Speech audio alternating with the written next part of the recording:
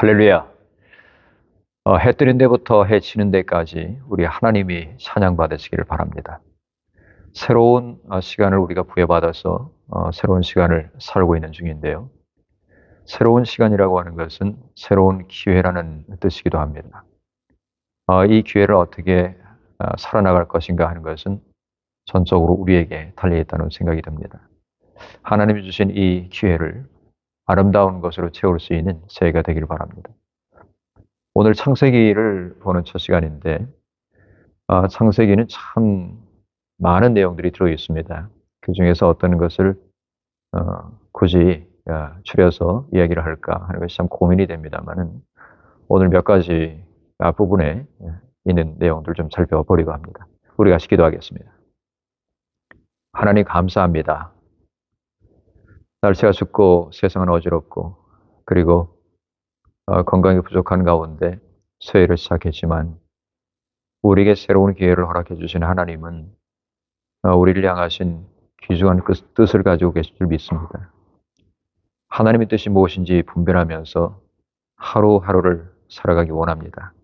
주님 항상 깨우쳐 주시고 오늘 창세기 말씀을 통하여 하나님이 원래부터 가지고 계신 주님의 뜻이 무엇인지 저희들 깨우치게 도와주시옵소서. 예수님의 이름으로 기도합니다. 아멘. 자, 먼저 창조의 이야기를 좀 보고자 하는데 창조 말씀이라고 하는 것이 성경에만 나온 것은 아닙니다. 자, 세계 속의 창조의 이야기가 참 많습니다만은 그 모든 것들이 이 성경에 나오는 창조의 그 말씀과 어떤 차이가 있는지 좀 살펴보겠습니다.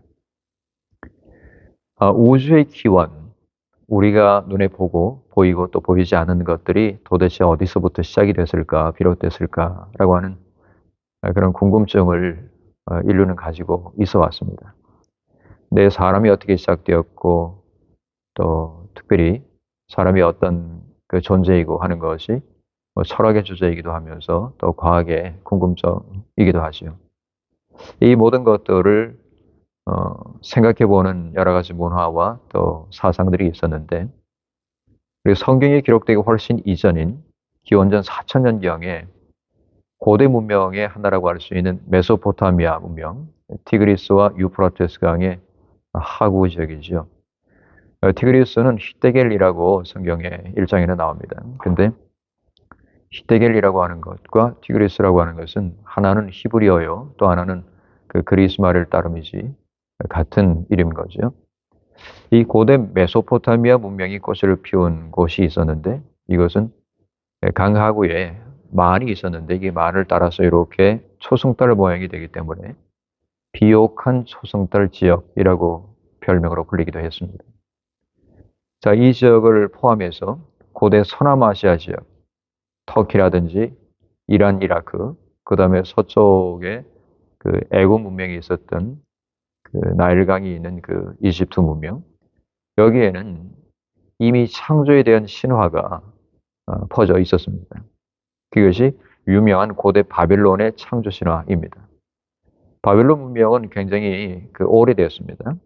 바벨론의 창조 신화는 바벨론의 신이라고 하는 마르둑이 있습니다. 말둑이라고 하기도 하고 마르둑이라고 하기도 하는데 이 마르둑이 악한 여신이라고 할 수 있는 티아마트를 죽이죠. 마르둑은 신들의 제왕이라 그랬어요. 신들의 제왕이라고 한다면 그리스식으로 말하자면 제우스가 되겠습니다. 이 마르둑이 악한 여신인 티아마트를 죽이고 그 다음에 이 티아마트라고 하는 이 악한 여신의 시체를 가루로 만들었어요. 그리고 그 악한 여신의 시체 가루로 이 세계를 창조했다라고 말하는 것이 고대 바벨론의 창조설화예요. 그래서 하늘은 늘 선하고 이 악한 여신을 죽인 가루로 만들었기 때문에 이 지구상에 보이는 것들은 이 지구는 악하다라고 생각을 했죠.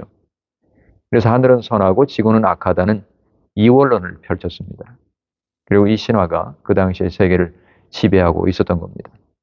그러나 성경에 나오는 이 창조 말씀은 이방신이 세상을 창조했다고 말하는 이 신화인 바벨론의 창조 신화를 정면으로 거부하고 도전하고 나선 거죠. 이게 바로 이스라엘 민족이었습니다.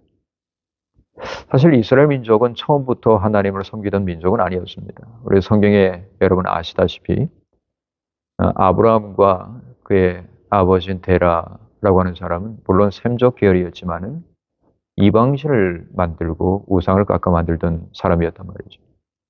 이 사람들은 소위 그 메소포타미아 문명 지역인 시날 지역의 아래쪽 갈대아 지역의 우르에 살고 있던 사람들이었습니다.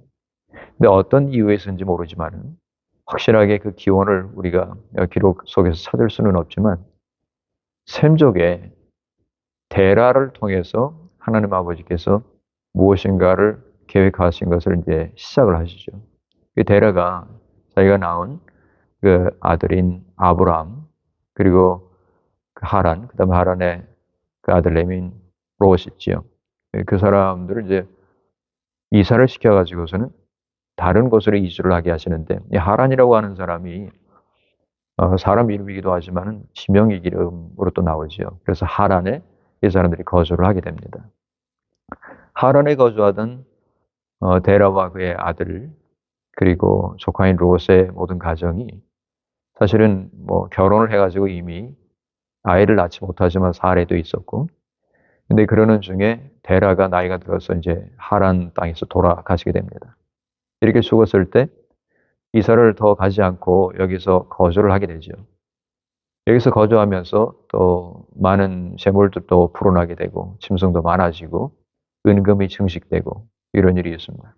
근데 그러던 중에 창세기 12장 첫머리에 보게 되면 하나님의 말씀이 하란 땅에 거주하고 있는 아브라함에게 임하게 되는 겁니다. 너는 너희 본토 친척 아비의 집을 떠나서 내가 너에게 지시하는 그 땅으로 가라라고 말씀을 하시죠.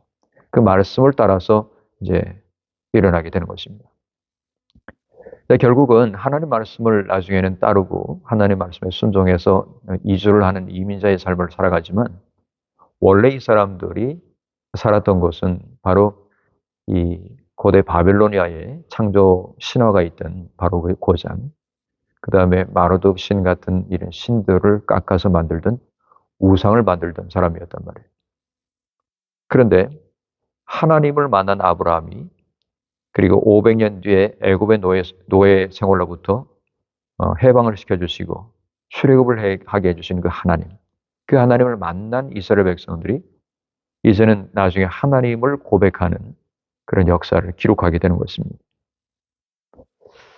자, 그리고 이 사람들이 700년 뒤에 주전 538년경에 바벨론의 포로가 됐다가 다시금 70년이 지난 후에 풀림을 받아서 예루살렘에 돌아왔을 때 그때 과거를 돌아보고 하나님이 우리가 하나님을 섬기는 하나님의 백성인데 그렇게 하지 못했을 때 이런 벌이 자기들에게 다가왔었고 이 고생을 하게 된 것은 다 우리 잘못이다. 왜냐하면 하나님을 하나님 되시게 못했기 때문에. 그럼 이 하나님이 누구냐? 이 하나님은 창조주 하나님이시다. 그걸 얘기하는 거죠. 결국 예언자의 각성인 우리 바벨론 유배 중에 한 사람이었던 제2 이사야가 당시 포로가 됐던 이스라엘 백성들에게 외칩니다. 그것이 이사야 40장에 나오게 됩니다. 이렇게 말씀합니다. 너희는 눈을 높이 들어 누가 이 모든 것을 창조하였나 보라. 주께서는 그 수효대로 만상을 이끌어내시고 그의 모든 이름을 부르시나니 그에게는 빠진 것이 하나도 없다. 그렇게 얘기를 하죠. 이걸 통해서 이사야가 하고자 하는 얘기는 뭐냐면 우리가 한 민족의 역사만을 볼 것이 아니라 이 모든 만상을 창조하신 분이 바로 하나님이시다.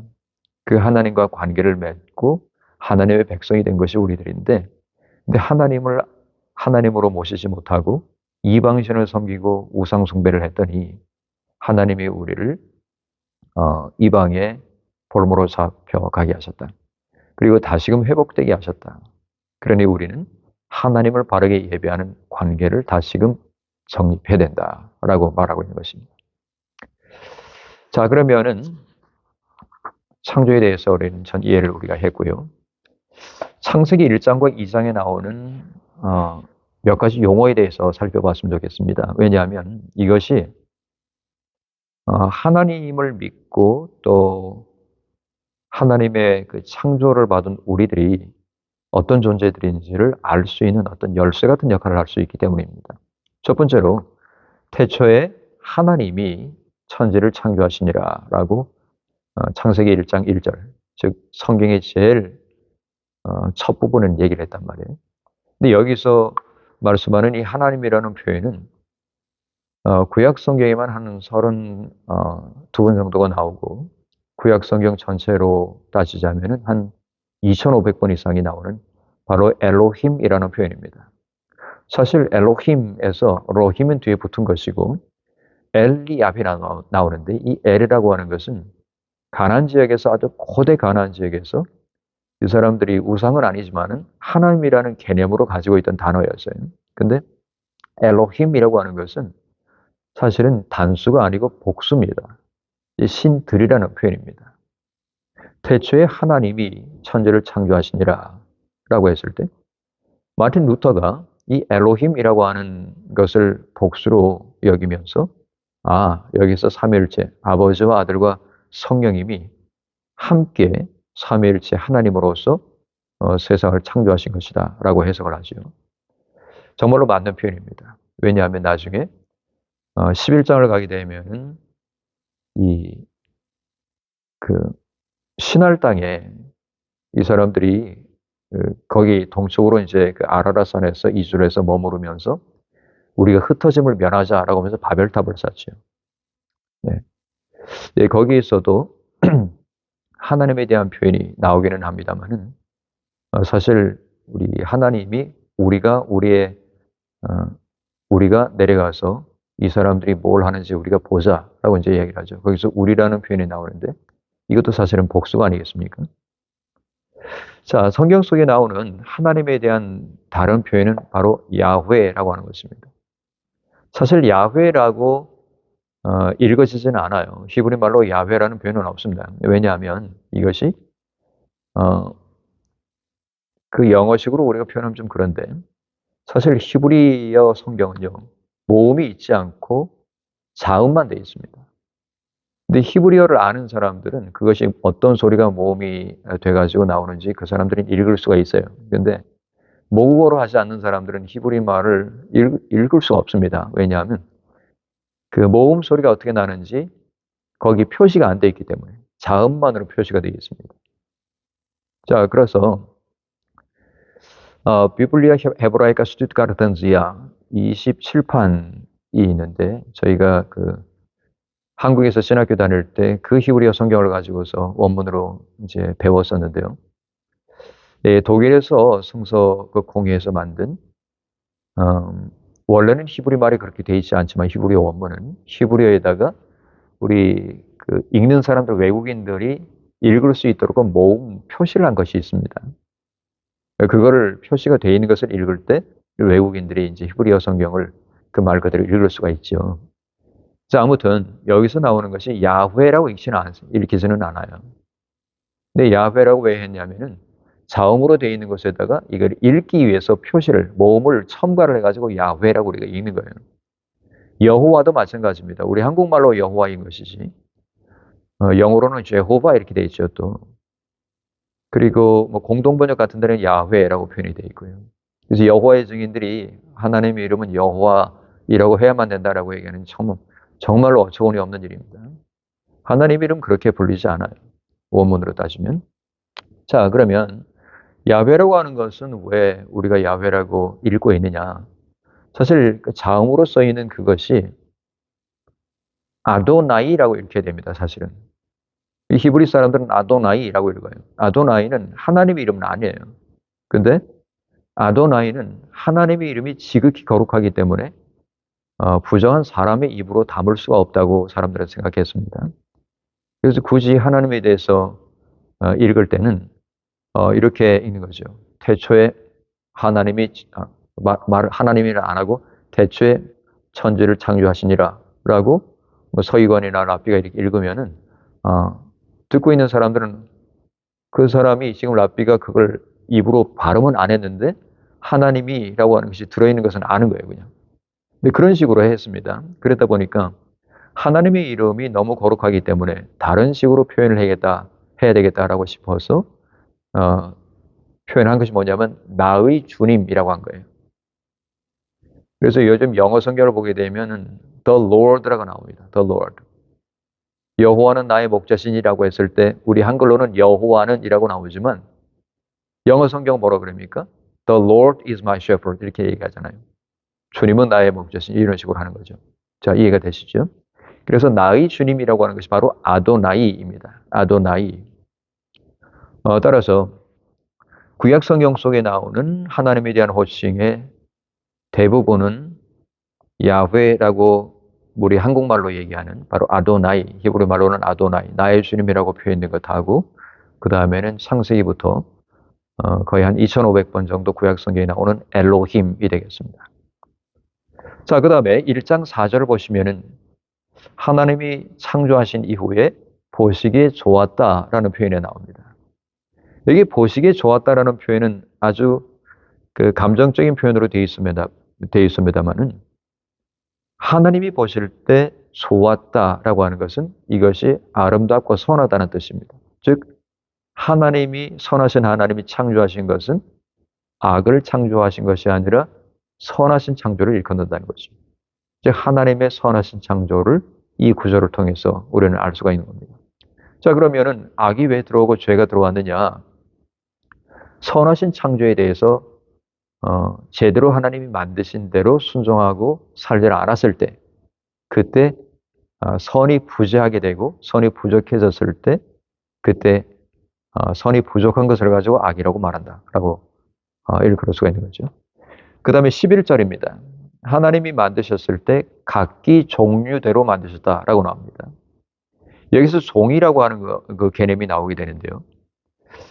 이 용어가 모두 10번에 걸쳐서 창세기 1장에는 나옵니다. 그래서 모든 생물을 각기 독특한 종류대로 창조를 하셨다는 것인데, 종대로 창조하셨다는 것은 종과 종 사이에는 절대적인 구분이 있다는 얘기죠. 네. 우리는 지렁이나 원숭이가 아닙니다. 원숭이 종류, 유인원 종류하고 우리 사람이라고 하는 종류는 다른 종이에요. 근데 생물학적으로 비슷하다고 해서 그것이 같은 종이라고 말할 수는 없는 거죠. 여러분, 초파리 유전자가 있는데 초파리의 어떤 그 유전자가 사람하고 많이 다르지 않아요. 그렇다고 해서 초파리하고 우리하고 거의 친척이다 말할 수는 없는 거잖아요. 자, 각기 종류대로 만드셨다는 이것이 바로 진화론을 부정하는 근거로 삼아집니다. 즉, 원숭이가 오랜 세월을 진화를 거치니까 사람 되었다라고 말하는 이 진화론은 각기 종류대로 만드신 하나님의 그 창조의 질서하고는 다른 얘기죠.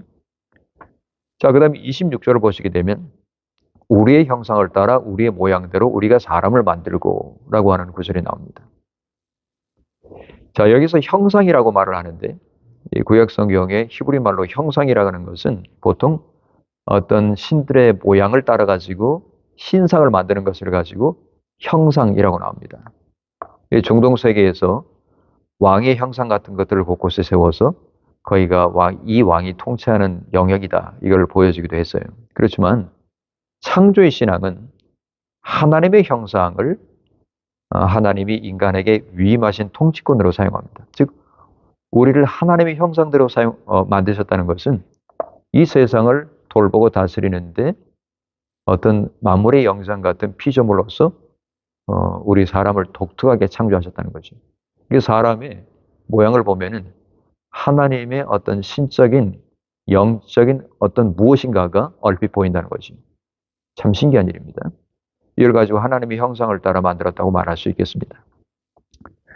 자, 그 다음에 두 절 더 가서 1장 28절을 보시면 하나님이 축복을 하시면서, 복을 주시면서 땅을 정복하라, 모든 생물을 다스리라, 이렇게 말씀하십니다. 근데 정복하고 다스린다고 하는 것을 잘못 이해했을 때 이것이 왜곡되는 것으로서 이 창조 세계를 자기 마음대로 해도 되는 것처럼 착각하고 있는데, 그것이 아니고 여기에 정복이나 다스림 같은 것들은 특별히 gardening, 즉 이 땅에서의 정원서로서의 세계를 가꾸는 것을 의미했습니다. 따라서 창조물을 착취하거나 지배하는 것이 아니라 하나님이 만드신 모든 것들을 아름답게 가꾸고 돌보는 것을 의미했다는 거죠. 자, 그 다음에 창세기 1장 2절에 나오는 하나님이 태초에 천지를 창조하시니라. 그 바로 다음에 혼돈이라는 용어가 나옵니다. 이 혼돈이라고 하는 것은 우주라고 하는 것과 완전히 반대되는 그런 개념이에요. 혼돈이라고 하는 것은 케이아스, 어떤 질서가 없는 것을 가리키는데 질서 없는 공허함에 그 다음에 니힐로, 그 무에서 놀랍게도 하나님 아버지께서는 이것을 우주로, 카스모스를 만드시는 거예요. 우주라고 하는 것은 특별한 질서를 가리킵니다. 질서의 체계를 가리키는 것이 바로 우주예요.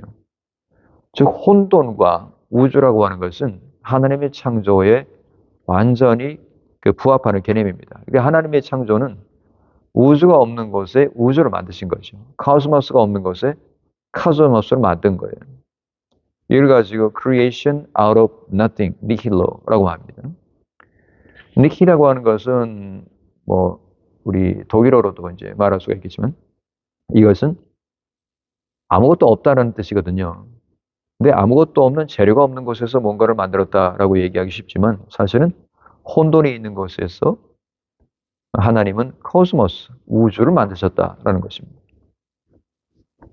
자, 그 다음에 2장을 넘어가시게 되면 하나님의 창조의 도식이 1장하고는 좀 달라집니다. 자, 두 번째 에피소드가 창세기 2장 4절부터 25절에 나오는데 첫 번째는 1장에 나오는 것은 첫째 날, 둘째 날부터 시작해서 여섯째 날, 그 다음에 마치시고 일곱째 날에 안식하신 것으로 나오잖아요. 근데 2장에서는 제일 먼저 나오는 것이 뭐냐면은 사람을 창조하신 부분이 나옵니다. 4절부터 7절까지. 그 다음에는 에덴 동산을 창설하시는 것이 8절부터 17절에 나와요. 그 다음에 18절부터 25절까지는 하와를 창조하신 것이 나옵니다. 즉 하와는 배필이다라고 얘기를 하세요. 인간을 창조하신 것은 하나님이 흙으로 인간을 빚으셔서 생기를 코에 불어넣으셔서 생명이 되게 하셨다라고 나옵니다. 여기 생영이라고 하는 의미는 몸과 영혼의 결합체를 얘기하는 것입니다. 살아있는 영적 생명체. 살아있는 영적 생명체는 영적인 존재라는 뜻이에요. 영적인 존재. 자, 근데 이것이 동물들과 다른 점입니다. 뭐 식물들도 살아있죠. 그렇지만 그것이 영원히 존재한다라고 말할 수는 없어요. 그리고 그 호흡이 있는 것이라고 해서 이것이 영적이다라고 말할 수는 없죠. 왜냐? 호흡이라고 하는 것은 물질적이거든요. 이 물질이라고 하는 것은 폐라고 하는 것, 그 다음에 이 몸이라고 하는 이 물질이 있는데, 근데 이것이 꼭 영적이라고 말할 수는 없는 거죠. 자, 이 생명으로서 인간이 당시에 영혼은 거룩하고 육은 타락한 것으로 이원하는 어떤 이원론에 특히 영지주의하고는 달리 영혼과 육신이 호흡을 하는 물질적인 사람이지만 그러나 그 속에 영이신 하나님의 형상이 결합되어 있는 어떤 영과 육이 아주 묘하게 결합되는 영적인 존재이다. 하나님과 동행할 수 있는 존재다. 에덴 동산을 하나님과 거닐 수 있는 그런 존재라고 성경은 말하고 있는 것입니다. 자, 그러니까 성경에서의 창조의 말씀이 얼마나 다른 이방의 것과 다른 것인지 우리는 알 수가 있죠. 자, 그 다음에 하나님이 에덴 동산을 창설하시고 아담으로 하여금 모든 생물을 이름을 짓게 하셨다고 그러는데 여러분 이름, 오노마, 이름이라고 하는 것은요. 존재를 가리키는 거예요. 구약이냐 신약제는 마찬가지입니다. 구약이나 신약이나 이름이라고 하는 것은 나는 여호와니 이런 내 이름이라 라고 말하잖아요. 그 다음에 뭐 이름을 바꿔주신다든지 너는 이스라엘이라고 하여라 라고 하는 것을 볼 때 단순히 사람 이름만 바꾼 것이 아니고 존재를 가리키는 거죠. 너는 다른 존재가 됐다. 너는 뒤꿈치를 잡는 존재였지만은 하나님과 겨루다라고 하는 이름으로 너는 그런 존재이다. 그런 얘기입니다. 이스라엘이라고 하는 이름이 하나님과 겨루다라고 하는 뜻이지만 이스라엘. 근데 이것이 결코 좋은 이름이 아닙니다. 하나님과 겨루면 안 되죠. 하나님께는 예배하고 순종하고 사랑해야죠. 근데 이스라엘은 그렇게 하지 못하는 존재임을 이 이름을 통해 가지고 또 드러내서 보여주는 거예요. 이 이스라엘이 지금까지 메시아를 보내주시는 하나님과 계속 겨루고 있잖아요. 네, 그래서 이스라엘이라고 하는 이름은 그렇게 좋은 이름이 아니다라는 것을 우리가 알면 되고요. 결국 하나님이 이름을 붙이라라고 아담에게 말씀하신 것은 하나님이 존재를 주신 창조주로서 하나님 형상대로 지음받은 이 사람에게 어떤 제2의 창조자로서 뭔가 의무를 부여하신 거예요. 물론 우리가 창조를 하는 사람들은 아닙니다. 그렇지만 굉장한 창조력을 가지고 있는 사람들, 그 존재가 바로 사람이에요. 참 놀랍죠, 사람을 보면. 여러분, 사람이 동물이 하지 못하는 어떤 신기한 기계들을 만들고 장치들을 만드는 걸 보세요. 놀랍지 않습니까? 이건 하나님이 사람에게 부여하신 제2의 창조력이 있다는 사실을 우리에게 보여주는 거죠. 우리는 그러다 보니까 자꾸만 사람이 하나님이 부여해 주신 이 놀라운 은혜로 받아들이지 못하고 자꾸만 하나님이 되려고 그래요. 여기서 이제 문제가 생겨나는 겁니다. 우리는 결코 하나님이 될 수가 없습니다. 자, 그 다음에 마지막으로 배필이라고 하는 표현인데 2장 18절을 보시면은 혼자 사는 것이 좋지 않다라고 말씀하시면서 아담이 잠들은 사이에 갈빗대 하나를 취해서 살로 채우시고 여자를 만드시고 아담에게 이끌어 오셨다 그랬습니다. 이때 아담이 여자를 보고서 이렇게 말합니다. 이는 내 뼈 중에 뼈고 살 중에 살이다. 내 뼈 중에 뼈, 살 중에 살. 이 표현이 여자를 사실은 높여주는 표현입니다. 뼈 중에 뼈. 내 뼈들이 많지만 그 중에서도 진짜 중요한 것이다 라고 하는 것이. 내 살 중에서도 정말로 중요한 어떤 부분이다. 그래서 여자라고 하는 겁니다. 이 여자를 높여주는 겁니다. 그 다음에 배필이라고 하는 그 용어가 있는데 이것이 그 어원이요. 동거한다는 의미를 넘어서요. 무슨 뜻이냐면 구원을 하는 자라는 뜻입니다. 구원하는 자. 배필이라고 하는 것이 구원을 하는 자라는 뜻이라는 것은 참 중요한 뜻입니다. 처음부터 아담과 하와는 서로의 배필이라고 했는데 서로의 배필은 서로를 구원하는 사람들이라는 거죠. 이것은 당시의 여자를 인격으로 보지 않았던 이방 문화, 특히 가부장적인 문화에 대한 또 다른 혁명적인 도전이라고 할 수 있습니다. 그러기에 창세기 1장과 2장에 나오는 창조에 대한 이 이스라엘의 신앙 고백은 남녀 평등권을 훨씬 넘어서 정말 서로를 구원하는 사람임을 담고 있는 신학적인 뜻을 가지고 있습니다. 그래서 배필이라고 하는 것이 처음으로 남자와 여자를 만드신 하나님의 입장에서 볼 때 남편과 아내가 창조해야 되는 이 가정의 공동체라고 하는 것이 얼마나 서로를 구원하고 서로를 붙들어주고 서로를 건져주는 아주 훌륭한 원형이 되어야 되냐, 이 가정이라고 하는 것이 이걸 우리에게 보여주게 됩니다. 창세기가 양이 많기 때문에 정말 한 장을 하더라도 한 시간이 부족합니다만은 오늘 짧게 1장과 2장의 아주 중요한 창조의 개념에 대해서 살펴보았습니다. 도움이 되었길 바랍니다. 우리 같이 기도하겠습니다. 하나님 너무나 감사합니다. 새해를 열어주시는 하나님의 놀라운 그 창조의 은혜를 다시 생각하면서 새로운 창조력을 주님께로부터 부여받은 우리의 그 하나님께로부터 받은 그 은혜를 깨닫습니다. 주께로부터 받은 그 은혜를 잘 사용하게 하셔서 청지기로서 올해를 주님의 뜻에 따라서 잘 시작할 수 있게 도와주시옵소서. 예수님의 이름으로 기도합니다. 아멘.